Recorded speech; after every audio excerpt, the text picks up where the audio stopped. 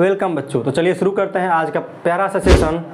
और आज पढ़ेंगे हम लोग सेंटेंस के बारे में, ठीक है।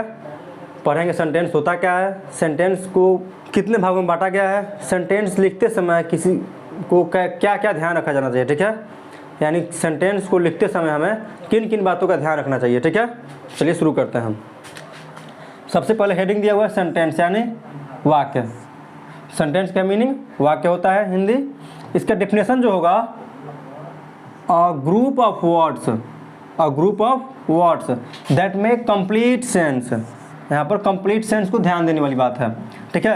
अ ग्रुप ऑफ वर्ड यानी शब्दों का समूह, ठीक है, जो क्या करता हो, सेंस निकालता हो कंप्लीट, जिसका सेंस कंप्लीट निकलता हो, इज कॉल्ड सेंटेंस, है ना। शब्दों का ऐसा समूह यानी शब्दों का ऐसा समूह जिससे क्या निकलता हो, कंप्लीट सेंस निकलता हो, क्या कहलाएगा, सेंटेंस कहलाएगा।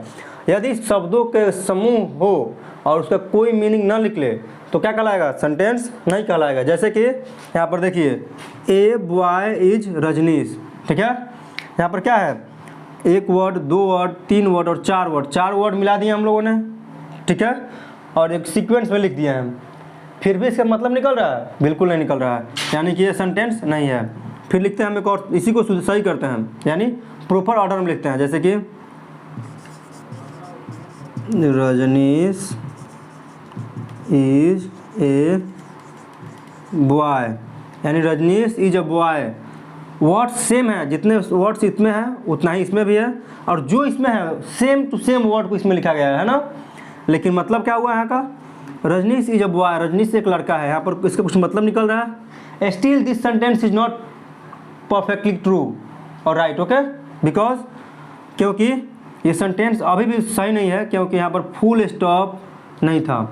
चूँकि ये साधारण सी स्टेटमेंट है कि रजनीश एक लड़का है, तो इसके साथ क्या होना चाहिए, इसके साथ कोई ना कोई लास्ट में चिन्ह होना चाहिए, जिससे पता लगे कि सेंटेंस कहना क्या चाहता है। क्या प्रश्न है, क्या एक्सक्लेमेटरी सेंटेंस है, या ये सेंटेंस सिंपल स्टेटमेंट है, ठीक है।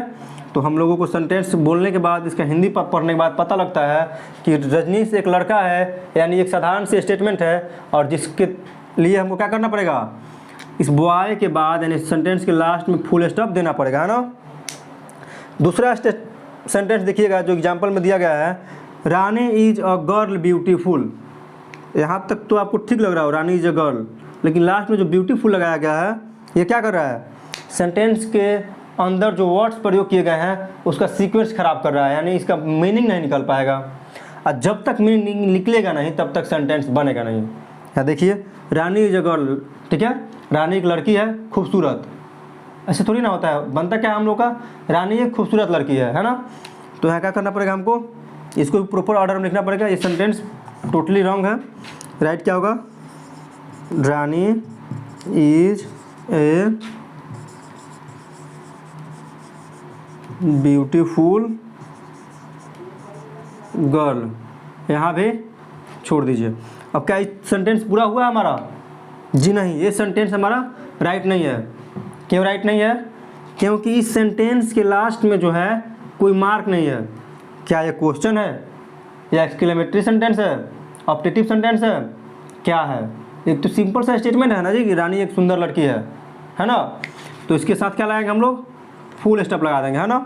अब हुए कंप्लीट सेंस, यानी मीनिंगफुल ग्रुप बन गया वर्ड्स का, जिससे हम क्या कह सकते हैं, अब सेंटेंस कह सकते हैं। यहाँ भी एक मीनिंगफुल वर्ड का ग्रुप है, जिससे क्या कह सकते हैं हम लोग, सेंटेंस कह सकते हैं। यानी सेंटेंस होने के लिए शब्दों का समूह जरूरी है, लेकिन शब्दों के समूह के बाद जो वर्ड्स का हम लोग ग्रुप बनाए हैं उसका सीक्वेंस क्या चाहिए, प्रॉपर होना चाहिए, ठीक है। जो ऑर्डर है सीक्वेंस में अच्छा होना चाहिए। जैसे कि नीचे वाले दो सेंटेंस, ये वाला और ये वाला सेंटेंस सही ऑर्डर में है, और लास्ट में फुल स्टॉप सबका ध्यान रखा गया है, तब जाके सेम वर्ड्स जाकर के सही मीनिंग दे रहा है, ठीक है। इसमें भी सेम वर्ड हैं, number of word and meaning of word same है, लेकिन सेंटेंस नहीं बन रहा था। लेकिन इस वाले ग्रुप में क्या है, सेंटेंस का वर्ड जो रखा गया है उसके बाद मीनिंग बन रहा है, ठीक है। जैसे रानी खूबसूरत लड़की है, सुंदर लड़की है ना। अब चलते हैं, जानेंगे क्या है सेंटेंस को लिखते समय किन किन बातों का ध्यान रखना चाहिए, ठीक है। सेंटेंस लिखने के लिए कितने सारे रूल्स होते हैं, ओके। तो चलिए इसको इरेज करते हैं और चलते हैं आपको लेकर अगले स्लाइड पर, ठीक है। रूल्स फॉर अ सेंटेंस, एक सेंटेंस के लिए क्या क्या रूल्स हो सकता है, ठीक है। तो उसके लिए पहला रूल होगा words must be in proper order to make complete sense, यानी जो भी हम वर्ड्स का ग्रुप बनाएंगे उनका ऑर्डर क्या होना चाहिए, प्रॉपर होना चाहिए, ताकि उसका एक सेंस बन सके, ठीक है। जैसे हम कुछ वर्ड्स लेते हैं, I going market to am, इसमें क्या है 1 2 3 4 5 वर्ड्स मिला दिए हमने, ठीक है, लेकिन still it doesn't have a sense, इसके पास कोई मतलब नहीं बन रहा, ठीक है। तो हम क्या करेंगे, इस एग्जाम्पल में वर्ड्स को सेम रखेंगे, ठीक है, सिर्फ इसका जो प्लेस है, इसका जो ऑर्डर है, जो सीक्वेंस है, उसको चेंज करेंगे और हमारा सेंटेंस क्या होगा, कंप्लीट हो जाएगा। जैसे आई तो ठीक है, आई के साथ क्या होना चाहिए, हेल्पिंग वर्ब एम हो जाएगा, उसके बाद मेन वर्ब गोइंग, उसके बाद होता है टू, ठीक है, उसके बाद मार्केट। अब क्या बना हमारा, I am going to market, यहाँ पर हमारा सेंटेंस का मीनिंग निकल रहा है कि मैं बाजार जा रहा हूँ, लेकिन यहाँ कुछ मीनिंग निकल रहा था I going market to am, इसका कोई मतलब नहीं था, तो हम लोग सो के ऊपर है, ये गलत हो गया भाई हमारा। और हमारा सही क्या होगा, I am going to a market, to the market या टू मार्केट, ठीक है। नेक्स्ट रूल क्या कहता है, a sentence always starts with capital letter, यानी कैपिटल लेटर और स्मॉल लेटर आप लोग को पता है, जब बचपन में ही सीखे होंगे आप लोग, ठीक है। यानी कोई भी सेंटेंस लिखेंगे हम लोग तो उसका शुरुआत कैसे होगा, एक कैपिटल लेटर से होगा। जैसे कि हम सही सेंटेंस लिखते हैं, राम इज ए बॉय, ठीक है, सेंटेंस तो सही है, जिसमें वर्ड्स का क्या है, अरेंजमेंट प्रॉपर है, ठीक है, सीक्वेंस वाइज है। Still this sentence is not right, यानी ये सेंटेंस अभी भी गलत है, जबकि सारे वर्ड्स अपने प्रॉपर प्लेस पे हैं जहाँ पर होने चाहिए, लेकिन इसको सही करने के लिए हम क्या करना पड़ेगा, ये गलत है, इसको सही करने के लिए हमारा कह रहा है पहला लेटर जो होगा क्या होगा, कैपिटल होगा, यानी आर कैपिटल, उसके बाद इज अ बॉय। अब हमारा क्या हुआ, सेम वर्ड्स हैं, सेम ऑर्डर्स हैं, लेकिन जो पहला लेटर था स्मॉल था, इसकी वजह से ये सेंटेंस गलत था, और यहाँ पर इसको कैपिटल कर दिया, सेंटेंस क्या हो गया हमारा, बिल्कुल राइट हो गया, है ना। तो इस तरह से हम लोगों ने क्या देखा, सेंटेंस का 2 रूल पढ़ लिए, और अगले स्लाइड पे और 2 रूल पढ़ते हैं ना। रूल नंबर 3 है, a sentence always ends with full stop, question mark और मार्क्स ऑफ एक्सक्लेमेशन या एक्सक्लेमेशन मार्क, है ना। यानी क्वेश्चन मार्क क्या होता है और फुल स्टॉप क्या होता है और एक्सक्लेमेशन मार्क क्या होता है, यहाँ पर आप देख सकते हैं, फुल स्टॉप ऐसा होता है, क्वेश्चन मार्क ऐसा होता है, और एक्सक्लेमेशन मार्क इस तरह का होता है ना। यानी कि हम कुछ सेंटेंस लिखते हैं जो कि बिल्कुल राइट लगेगा आपको, Rajneesh is a good boy,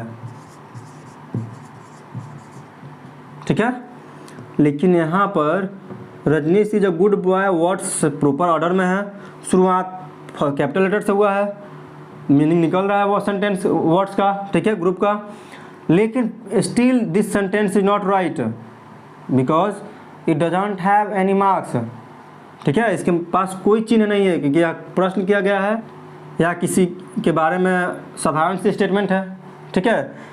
तो हमको इस सेंटेंस को पढ़ने से पता चलता है रजनीश एक अच्छा लड़का है, एक साधारण सी स्टेटमेंट है, और जब भी साधारण सी स्टेटमेंट रहेगा तो हम क्या करेंगे, यहाँ पर फुल स्टॉप लगा देंगे, है ना। जैसे कि हम क्या कर रहे हैं, is Rajneesh a good boy, यहाँ पर क्या कर दिया, हम फुल स्टॉप लगा दिए। Is Rajneesh a good boy, क्या रजनीश एक अच्छा लड़का है, और यहाँ पर फुल स्टॉप है भाई, क्या एक सिंपल सी स्टेटमेंट है ये, यहाँ पर प्रश्न किया जा रहा है क्या रजनीश एक अच्छा लड़का है, तो हम यहाँ पर फुल स्टॉप नहीं लगा करके लगाएंगे क्वेश्चन मार्क, है ना। इस तरह से हमको ध्यान रखना चाहिए सेंटेंस लिखते समय, फुल स्टॉप, क्वेश्चन मार्क और एक्सक्लेमेशन मार्क का, है ना। रूल नंबर 4 कहता है a sentence is not possible without verb, यानी एक सेंटेंस कभी संभव नहीं है जब तक उसके बीच में वर्ब ना आए, ठीक है। और ऐसा नहीं है कि बीच में ही आएगा, लास्ट में भी आ सकता है, कहीं भी आ सकता है। यानी सेंटेंस में जो ग्रुप बनाते हैं वर्ड्स का, उस वर्ड्स में वर्ब नहीं आएगा तब तक सेंटेंस कंप्लीट हो ही नहीं सकता है ना। एग्जाम्पल है आई अ बॉय, सेंटेंस का सीक्वेंस सही है, लास्ट में फुल स्टॉप दिए हैं, बट इसका मतलब स्टिल नहीं निकल रहा है, स्टिल इससे कोई मतलब नहीं निकल रहा है। कैसे? मैं लड़का एक, या मैं एक लड़का क्या हूँ या था या रहूँगा, तो इसके लिए कोई ना कोई वर्ब यहाँ पर आना चाहिए, ठीक है। तो यहाँ पर वाज लगा सकते हैं या एम लगा सकते हैं, आई एम अ बॉय या आई वाज अ बॉय, ठीक है।